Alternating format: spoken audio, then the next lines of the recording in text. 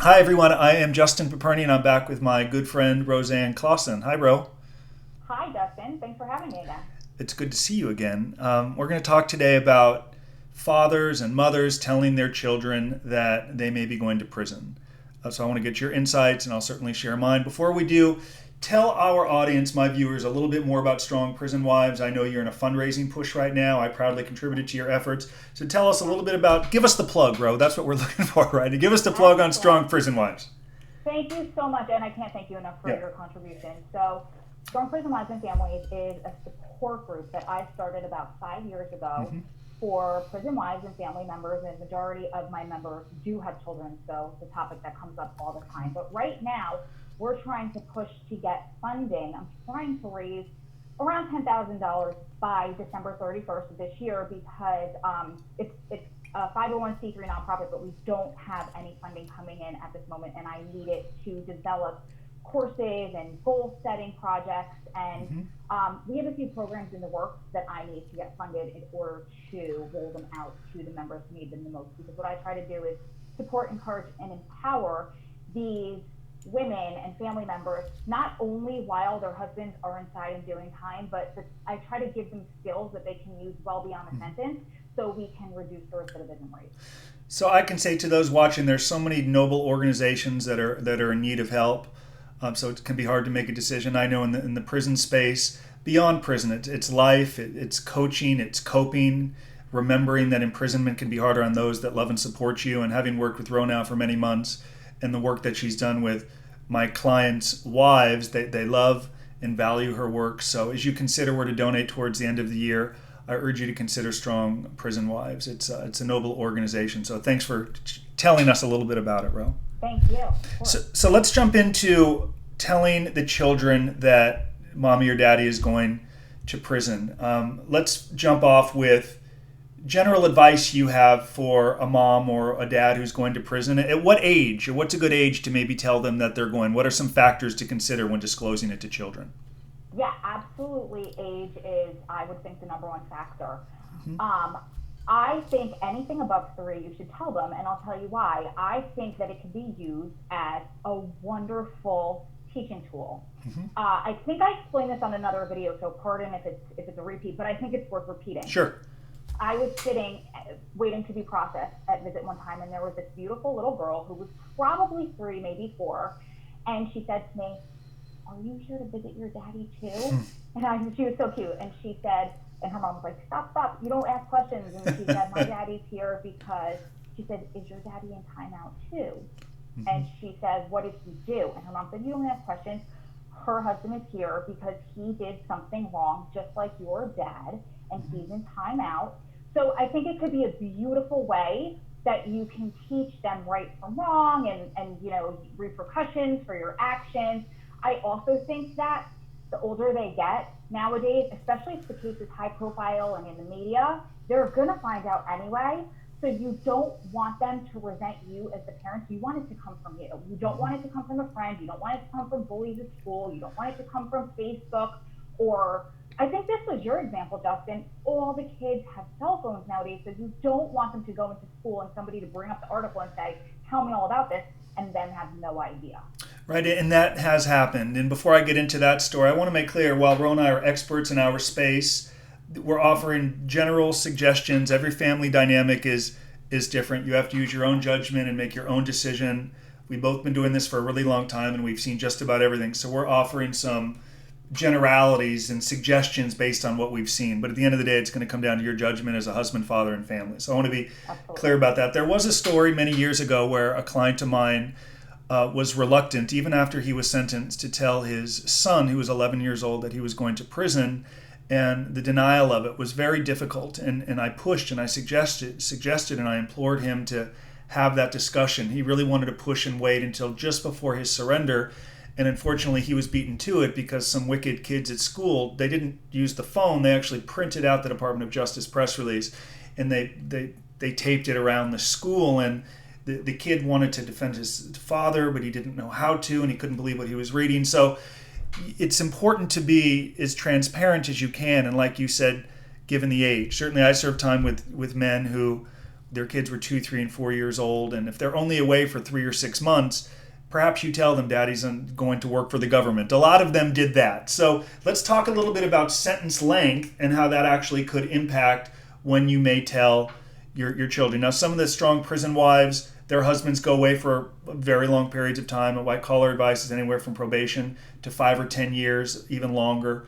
Do you think sentence length could play a factor in when you disclose it to children? Absolutely, because daddy will be gone for either a short amount of time or an extended amount of time. And I think it boils down to kind of hand in hand visits and length. So if he's gone for a short period of time, you probably won't take the child, especially if they're young, into the prison visiting room. But if they're older, but if it's longer, then you'll probably want them to continue that relationship with their father. You're going to want him to be part of their life in whatever capacity that means. And if you're bringing them into a prison situation, even a camp, they'll probably wind up figuring out where they're going or hearing things or seeing correctional officers. So you'll probably want to explain to them that what's going on, where they're going, because at the end of the day, kids are a lot smarter than we give them credit for, and you don't want to set yourself up for a situation where they're going to resent you, or you're going to lose personal integrity with your kids, and you're a liar of them, and you know your children the best, but that's kind of things that you just want to think of when you're making the decision if you want to tell them or not.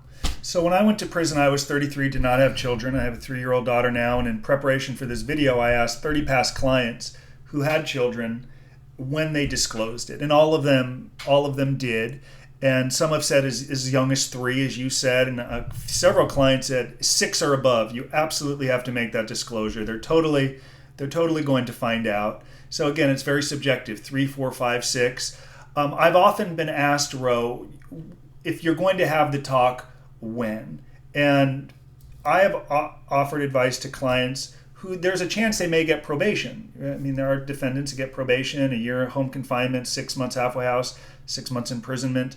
In those instances, if there is a realistic chance, not the government's asking for 6 years and your lawyer's going to ask for probation, so I'm going to wait. Okay, if there is a chance that probation or a very short sentence could be an option, I will sometimes encourage defendants to wait until they're sentenced, because on average my clients have about 60 days until they self-surrender, and they can use that 60-day gap to prepare the family, to have that talk. In some longer instances, though, if they know they're going away for a long period of time, and I would say 3 years, 2 to 3 years or more, they should probably nurture that process a little earlier. They should begin to nurture that process a little bit earlier, from my experience. You have some thoughts, or I guess generally agree with that? I'm with you 100% with one caveat. Yep. Because we don't want to give our kids more anxiety. So you want to protect them. You want to make sure that you have all of the facts before you open up that door and allow them to be heard.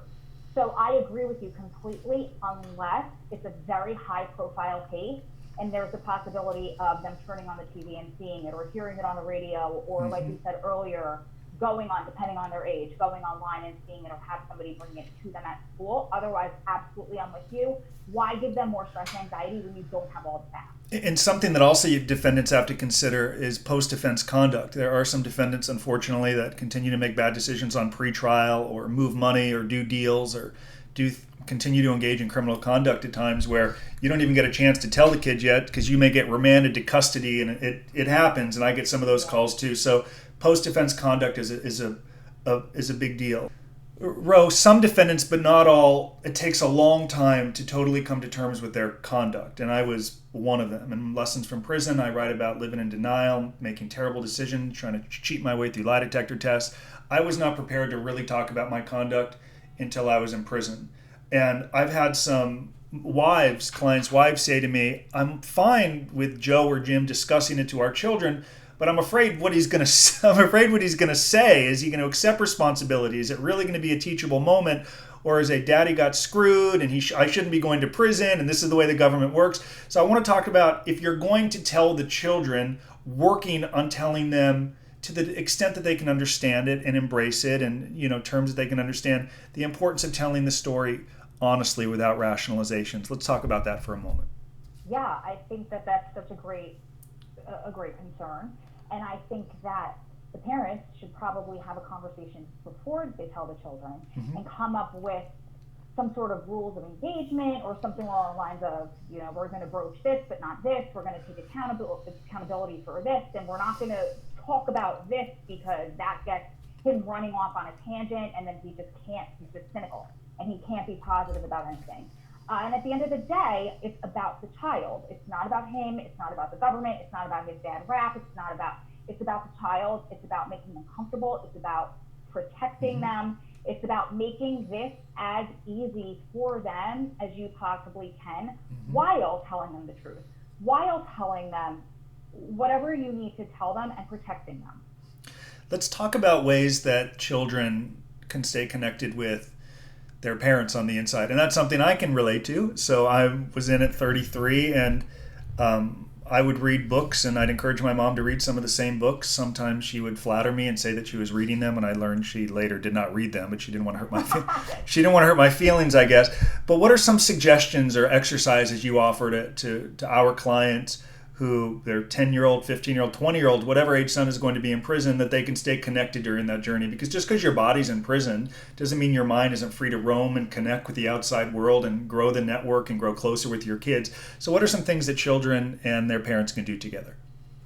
I have one very good friend who actually has such a rapport with his child's teacher that she came in to the prison for some sort of summit that they were giving. So just because you're in jail, yes, it's going to be hard. It's going to be as difficult as it is to maintain any other relationship, but you can absolutely do it. So I've had members who, on holidays, they'll set times for, let's say it's Christmas, opening presents. So he'll call and they'll open the presents when he calls. Whatever your rituals and what you did with the kids was when you were home, there are ways to figure out how to do it together. So if you did homework with them, I have another girlfriend whose husband calls at a certain time every evening and does homework with the kids.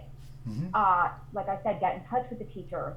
You could do, there are journals out there I know for couples to go through where there's a question that the husband and the wife both get, and then they answer, and then they send the answers to one another. I am sure there are some out there for fathers and their children. If not, we can come up with questions.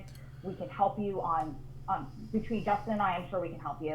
Or you could just pick topics and talk about them, like you said, a book club type of scenario, and just keeping that open line of communication. It's so much easier now that there's core links, and core links can come directly to the child's phone if they're old enough to have them. Yep.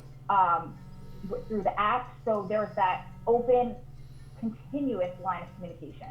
That's right. So with the Core Links app, when I send an email to a client in prison, usually it takes an hour to get there. Sometimes within 2 hours, I've already gotten a lengthy message back. So you can be connected in so many ways. I want to talk a little bit about intergenerational recidivism. Of course, studies show if you have a parent in prison, there's a good chance, even with white-collar defendants, there's a big case out of New York where a defendant was sentenced to 15 or 16 years, a white-collar case, because his father was a white-collar defendant. So intergenerational recidivism exists for white-collar defendants as well. And by setting the appropriate tone and telling your children honestly what happened, I made a mistake, I'm going away, it can set the tone that this isn't a life that I want you to live. I don't want you to follow in my footsteps, because I serve time with fathers who are in with their sons and and their nephews, and it must be very disheartening. So talk a little bit just more about telling the story properly, of accepting responsibility, and ensuring as the leader of the home that your children, they don't go down the same path. Absolutely. And I think it goes back to what we've said since the beginning. It's about being honest with them. It's about continuing that relationship with them. And I wish there were studies, there might be studies that I'm not aware of, that were done with the fathers or whomever of the children that repeat the cycle, that were in their life, and the fathers that weren't in their life, and the ones that I can almost guarantee, although I haven't seen any stats, I would love to run the study, the ones that are in their life and constantly being that father figure, even from behind the wall, if possible, that's going to break that cycle. It's about openness. It's about honesty. It's about keeping the communication flowing. It's about, like you just said, talking about my bad mistakes, talking about the consequences, talking about how you want better for them.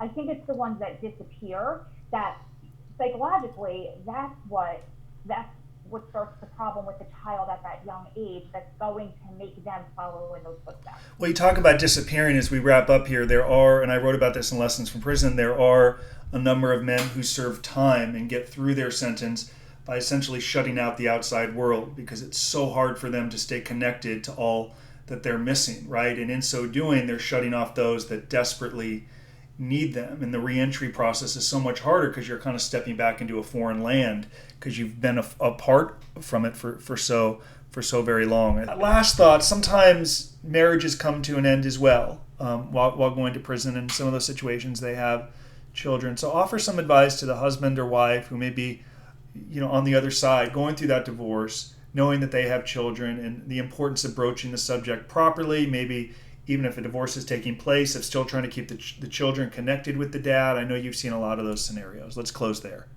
Absolutely, and we just have to always remember that the child is the innocent one in that situation.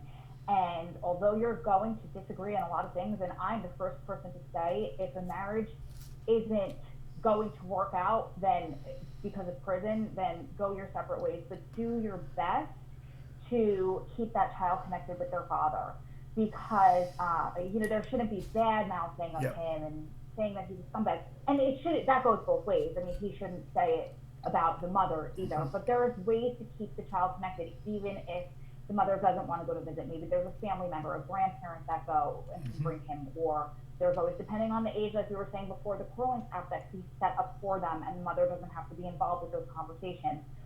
There are, depending on their age, shuttles to bring children to visit where they would be safe. There's a lot of services where you could still keep them connected. And going back to, it depends on how long the sentence is. But you just want to make sure in any situation, in any divorce, doesn't have to be inside prison, but that you're not using the child as leverage between you two, because it's just so unfair and it causes so many deep-rooted emotional issues for the child in the future. The child's innocence and their best interest should be both of your best interests. That's well said. That's how I'll wrap it up. If you have questions for Ro at whitecollaradvice.com, I'll put up my contact information as well. Give one more plug for the $10,000 goal. Actually, I'm giving the plug, not you, but give one more plug for your Strong Prison Wife year-end raising goal, because I'm going to put up a link so people can support your foundation. Yes, absolutely. Thank you so much. It's on strongprisonwives.com, and it's to develop programs for prison wives and family members to keep them connected, to support and empower them during the sentence and well beyond when he gets home. Well, certainly you said it better than me. You're awesome, Ro. I'm grateful that you contributed again. Thank you so much for your time and expertise. Thank you.